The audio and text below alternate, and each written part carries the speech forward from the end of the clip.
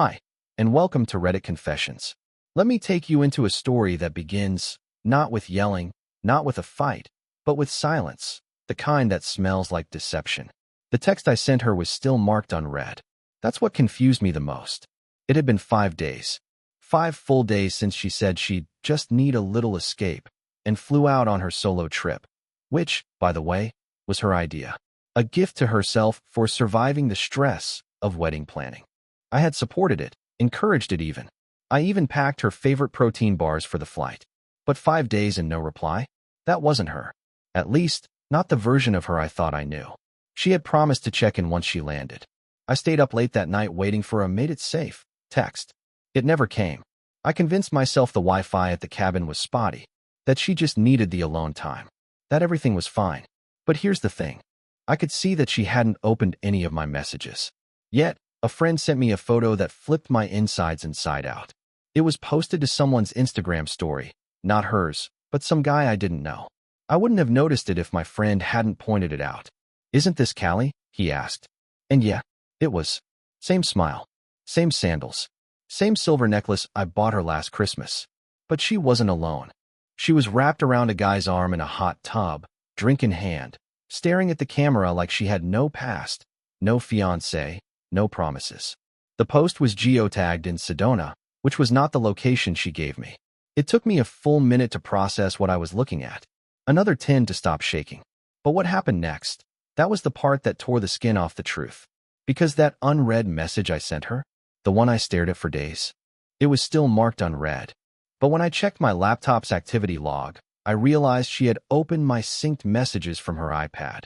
The one I bought her, the one still connected to our shared Apple account. She read every word. She just didn't want me to know. I had poured my heart into that message. Told her I missed her. That the apartment felt hollow without her laugh. That I couldn't sleep without hearing her breathing next to me. She read it all. And ignored me. While holding someone else in a jacuzzi. So no, this story doesn't start with heartbreak. It starts with calculated silence. And what followed was the unraveling of everything I thought I understood about love.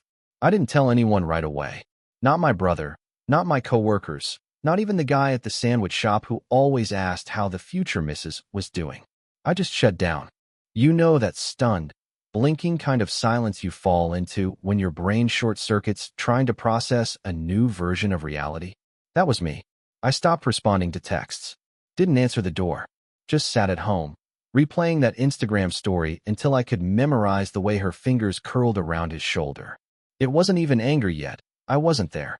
I was stuck somewhere between heartbreak and humiliation, like an engine trying to start with no gas. I finally called her on the 6th day. It rang twice before going straight to voicemail. I didn't leave a message. Instead, I did something I never thought I'd do. I logged into her email. She'd once set it up on our shared iPad because she liked using the bigger screen to book flights and order home decor. She'd never logged out. I had never checked it before, not even once. Until now. And what I found wasn't a smoking gun. It was a goddamn inferno. There were messages from adjacency, dating back almost 8 months. At first, I thought maybe it was a business contact. There were references to projects, locations, travel. But then I opened one labeled, "Just for your eyes, baby." And just like that, the version of her I loved, the version I was planning to marry, shattered. No explicit photos, thankfully.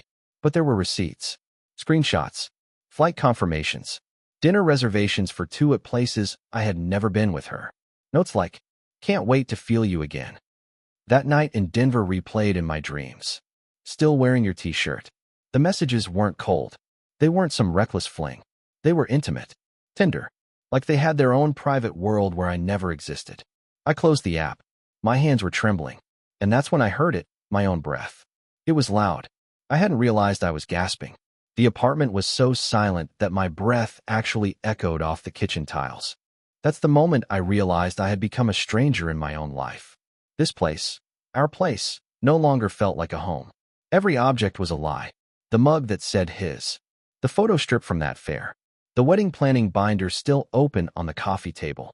All of it was set dressing for a life she'd already left behind in her heart. So I did something impulsive. I packed a bag. Nothing dramatic. Just a backpack, socks, a hoodie, my passport. I didn't know where I was going.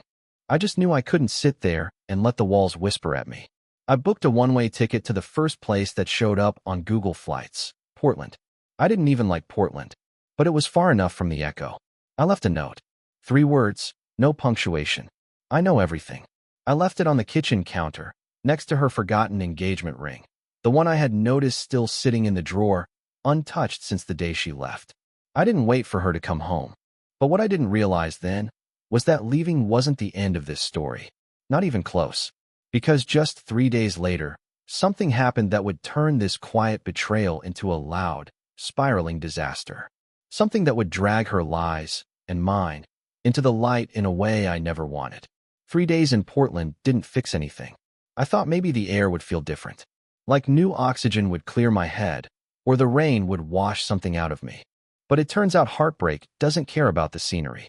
It follows you, in the cracks of your voice when someone asks how you're doing, in the silence of an unfamiliar ceiling at 3 a.m., in the way your phone lights up and your pulse skips even when you know it's not her. I wasn't sleeping. I wasn't eating much, either. I'd walk through the city with my hood up, headphones in, listening to songs that made everything worse. Sadness, it turns out, has a soundtrack. And I played it on repeat. I checked her email again. I know how that sounds. Obsessive, weak, pathetic, even. But when someone rewrites your entire history behind your back, you cling to whatever fragments help you understand why. I didn't want revenge. I didn't even want her back. I just wanted to know what part of me was so easy to leave. There were new messages. From Jason C. again. But this time, it wasn't love notes. It was panic. Did you tell him? You need to handle this. He knows something. I can feel it. And then one that stopped my heart cold. If he finds out what we did in March, it's over. March was when she had gone to visit her cousin in Maine. Except, her cousin had been with me on a Zoom call that weekend. I remembered, because her toddler had crashed the meeting wearing a tutu and a superhero mask. That meant Callie had lied not just about the present, but months, maybe years of it. I started combing through flight confirmations, Uber receipts, anything I could find. And that's when I found it. A PDF. It had been in her documents folder, automatically synced to the cloud. It was titled, Bridal Budget, Final, Docs. Nothing suspicious until I opened it and scrolled to the notes section at the bottom. In faint gray font, almost like a whisper. Talk to Jay about what to do after the wedding. Decide when / how to tell G. I sat there in a coffee shop with my hands wrapped around a cold mug, realizing I wasn't just being cheated on, I was being used. They were planning to go through with the wedding. With me. As a placeholder. As a shield.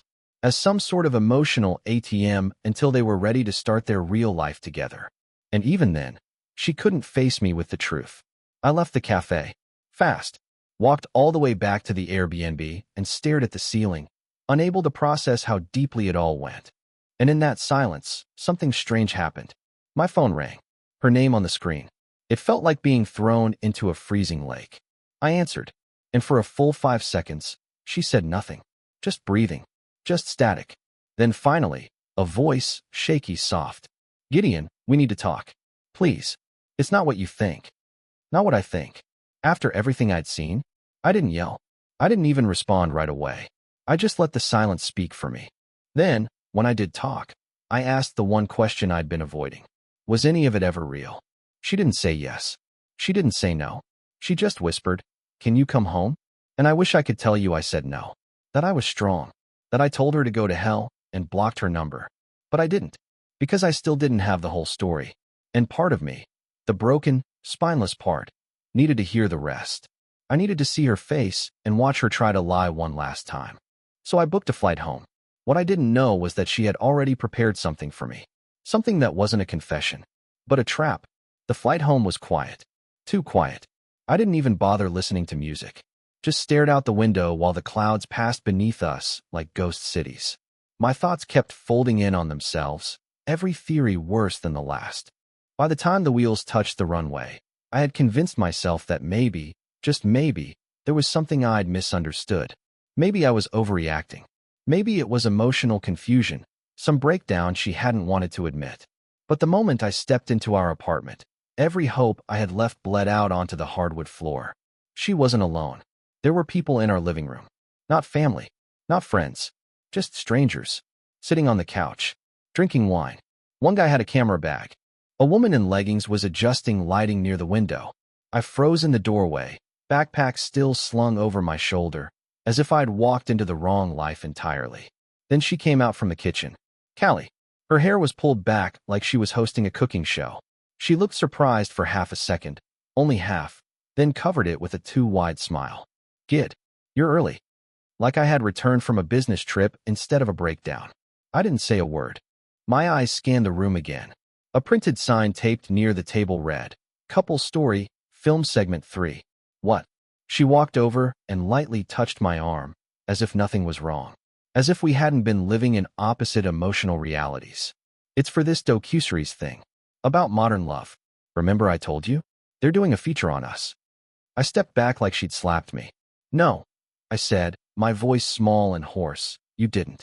She gave a tight smile. Okay. Well, maybe I didn't mention it in detail.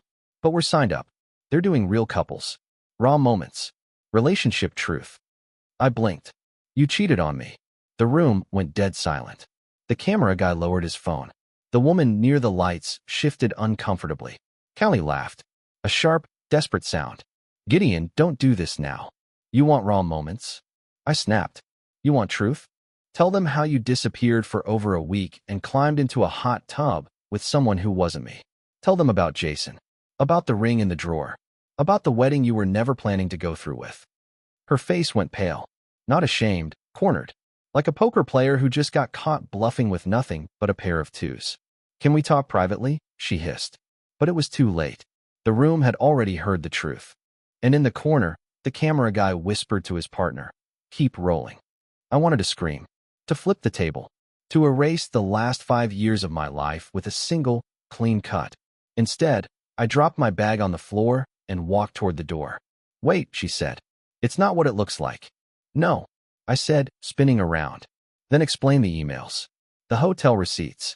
The fact that the only message you ever sent me in 10 days was a lie. She opened her mouth, closed it again. Her hands shook as she reached for my wrist. The same hand that used to hold mine at night while she whispered that I was her home. It wasn't supposed to happen this way, she said. I leaned in, voice trembling but low. Then maybe you should have stayed gone. I left, walked straight past the production crew, the awkward stairs, the staged furniture, and out into the cold air. And just as I hit the sidewalk, I heard the camera guy behind me mutter, Man, that was real. And for the first time in days, I laughed. Not because it was funny, but because if I didn't laugh, I was going to collapse. She had turned our relationship, our implosion, into content. And I was the final scene. But the credits hadn't rolled yet.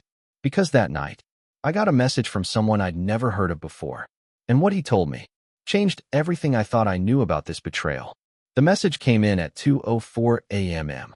I was sitting on the edge of a motel bed with the kind of headache that comes from too many unanswered questions.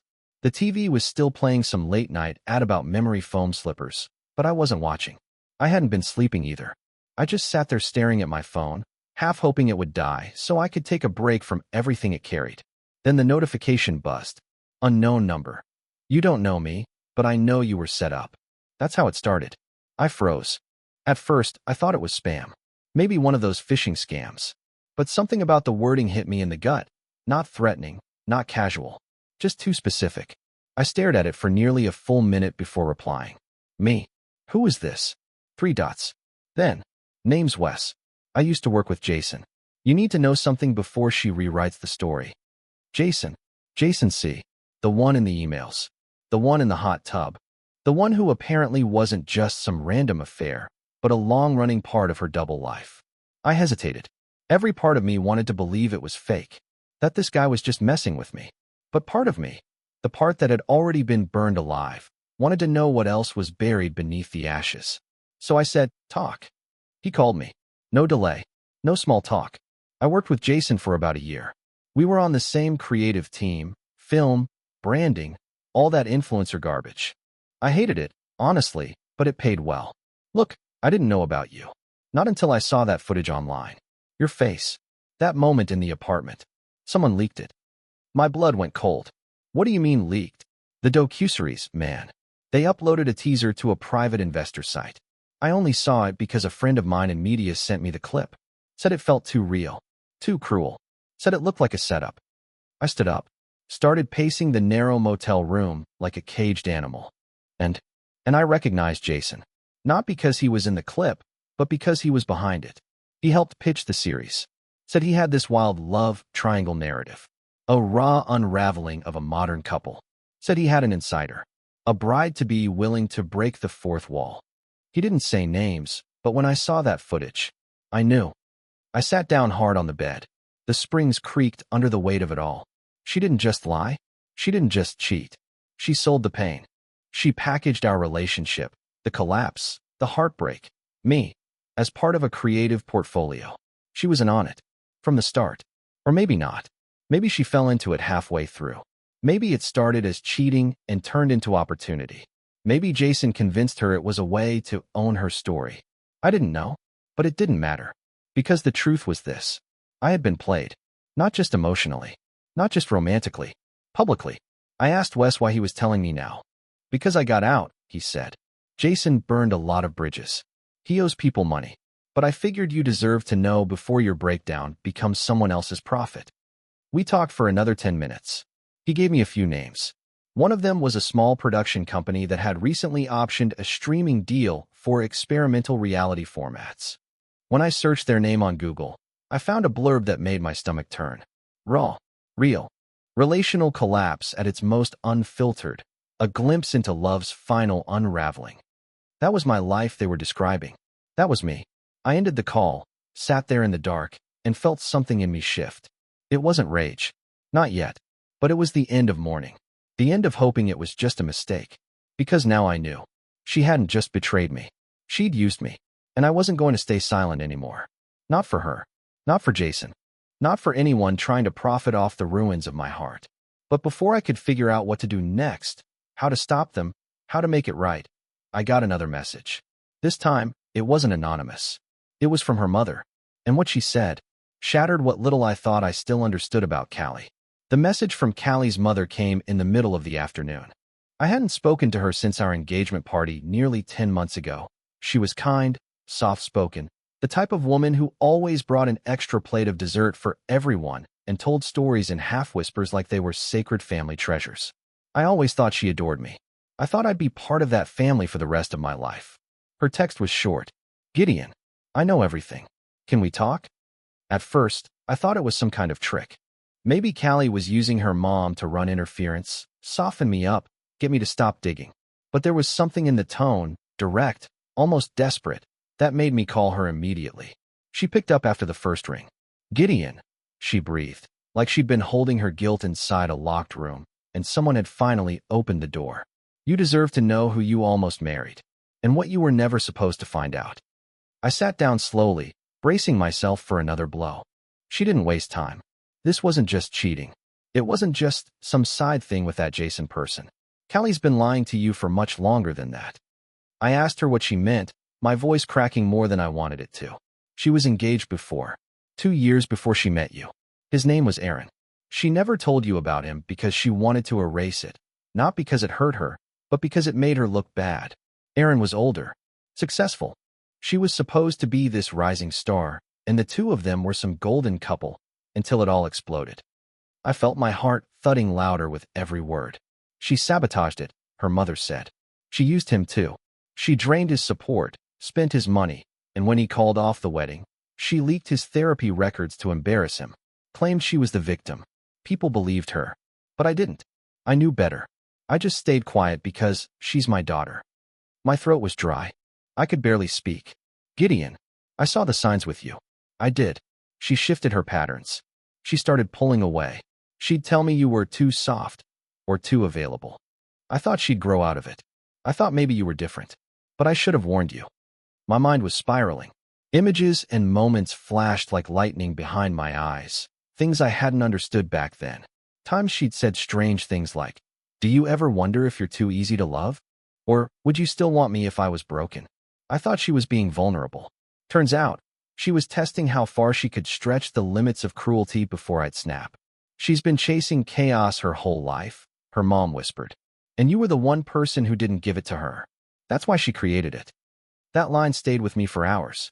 She created it. The pain, the affair, the production. The entire mess wasn't just a mistake or poor judgment. It was a carefully constructed collapse, a drama built to fill something hollow inside her. And I was cast as the final victim. I asked her mom why she was telling me now.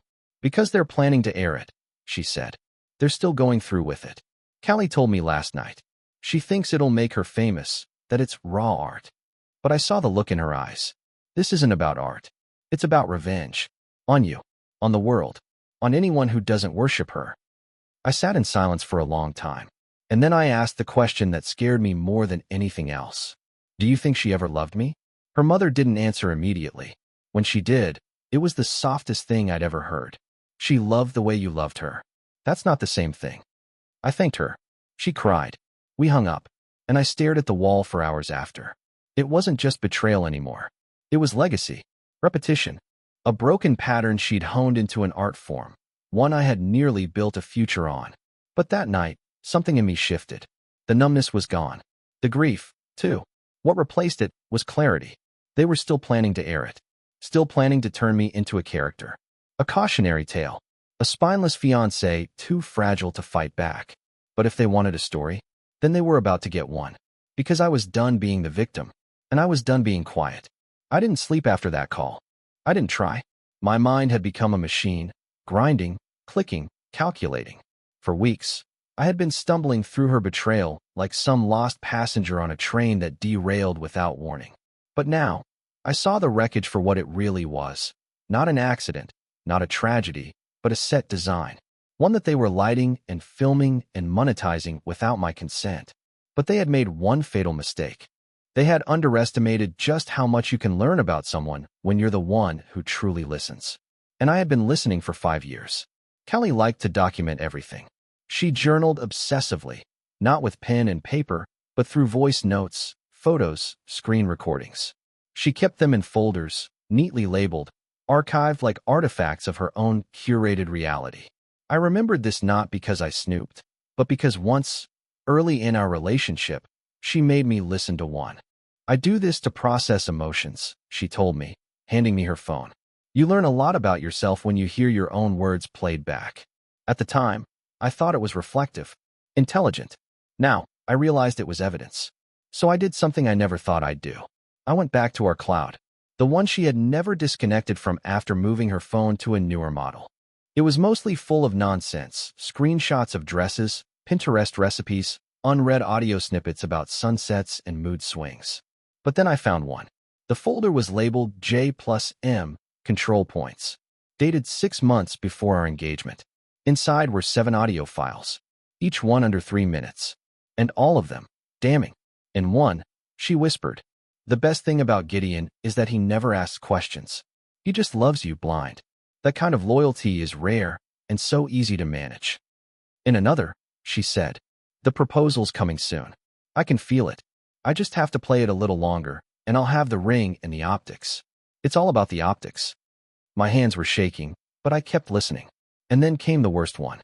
"Jason thinks I'm doing this for the show. But honestly, I just want people to see it. To see how easy it is to build a fairy tale and burn it at the same time. There's something beautiful in that. Something cinematic." She wasn't just cruel. She was deliberate. She didn't fall into cheating. She designed it, storyboarded it, turned me into an emotional experiment wrapped in wedding colors and filtered lighting. And they were going to release it, this docuseries, to the world. So I decided to tell the truth. My truth. I didn't scream. I didn't threaten. I didn't try to sue or sabotage the production. I did something simpler. I told my story before they could. I sat down in that same motel room with nothing but a desk lamp, my laptop camera, and a single goal: to break the illusion before it reached the audience. I recorded a 34-minute monologue. One take. No edits. Just raw, trembling honesty. I told the story from beginning to end. The trip, the lies, the hot tub photo, the silent message, Wes, her mother, the audio files, all of it. But most importantly, I talked about how it felt. How betrayal isn't loud. It's quiet. It's silence after a message you poured your soul into. It's an unread receipt that she actually read from another device. It's watching someone turn your pain into entertainment and calling it art. I uploaded it. No drama. No hashtags. Just the title. Before they air our breakup, let me tell you what really happened. It wasn't viral. Not at first. But it spread. People started listening, commenting, sharing. Not because it was flashy, but because it was real. And when the first teaser trailer for their reality series dropped a week later, the top comments weren't excitement. They were links. To my video. To my truth. Callie and Jason hadn't just lost control of the narrative. They'd lost the audience.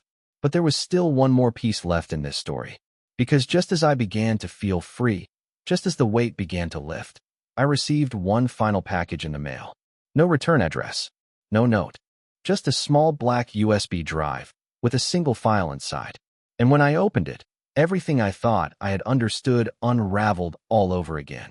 I stared at the USB drive for almost an hour before I opened it. There was something about its silence that felt heavier than any text, any photo, any whispered betrayal. It wasn't just a device. It was a loaded question. I plugged it in. One file. Video format. No name. Just a timestamp from 2 weeks ago. Right before everything blew up. I hit play. At first, the screen was black. Then, grainy footage flickered to life. Callie, sitting in a room I didn't recognize. Hair messy, eyes red, arms folded tightly like she was trying to hold herself together. She didn't know she was being filmed. I could tell. A voice off camera asked her, "Do you think he'll ever forgive you?" She laughed. But it wasn't cruel. It was broken. "No, I don't think he should." The camera zoomed slightly. "Then why do it?" She paused for a long time. Then, finally, she said, "Because I didn't know how to be loved like that. I kept waiting for him to hurt me. When he didn't, I guess I had to become the one who did." I sat there frozen. She wasn't making excuses. She wasn't shifting blame. For once, maybe the first time, she was just honest. And I realized something I hadn't been able to feel until that moment. It wasn't about her anymore. This story, this heartbreak, this chaos wasn't mine to carry for the rest of my life. It happened. It hurt. It changed me. But it didn't destroy me. That night, I walked out onto the balcony of my small rental apartment and just breathed. For the first time in months, it didn't feel like the world was caving in. It felt like air, like the beginning of something. Since then, things have been quiet. In the best way. The video I posted found its audience. Not millions, but enough. Enough people reached out to say, "I see you." Enough strangers said, "That happened to me too." Enough truth existed in the world to drown out the spectacle they tried to make out of my pain. As for Callie and Jason, the series never launched. Their footage leaked too early, and the public wasn't on their side anymore. Networks pulled out. Sponsors went silent. And in a poetic twist I never saw coming, Jason was sued by one of his old clients for intellectual property theft. Wes kept in touch. So did her mother. She sends me postcards now, strange little notes from quiet places where she's learning to live small. I think she needed the healing too. And me? I'm still figuring it out. But I wake up without bitterness now. I laugh again, awkwardly, loudly, like a real person, not someone surviving a script. I don't know what's next. But I do know this. I was never the weak one in this story. I was the one who felt everything and still stood up. And sometimes, that's the strongest thing a person can do. Thanks for watching this story unfold here on Reddit Confessions. If you've ever been through something even remotely similar, betrayal, heartbreak, or just a moment where you had to rebuild yourself from the ground up, tell us in the comments. What moment changed you? What made you walk away?